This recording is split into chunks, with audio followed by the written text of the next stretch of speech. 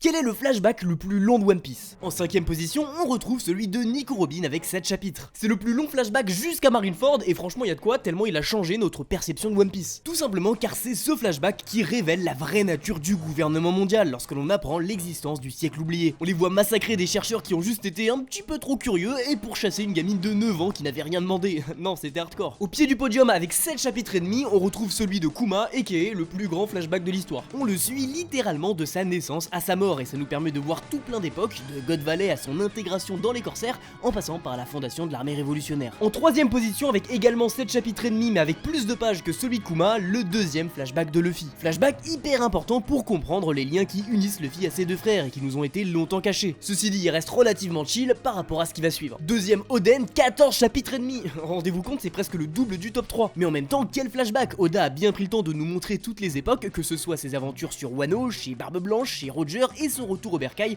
jusqu'à son exécution. Le premier, vous vous en doutez parce qu'il est tout frais, donc les animaux only, ça prend la porte, mais c'est bien sûr celui d'Harald. 19 chapitres, et pas pour nous raconter un, mais l'histoire complète de 3 personnages, le plus grand pirate de l'histoire, Rox d'Itchebek, le géant le plus niais de l'histoire, Harald, et son fils bien plus digne, Loki. Le truc s'écoule sur plus de 100 ans, ce qui nous permet de côtoyer absolument toutes les légendes de l'œuvre et nous dévoiler les dessous de l'incident de God Valley. Je pense qu'il y aura que le flashback du siècle oublié pour le détrôner. Dis-moi ton préféré en commentaire.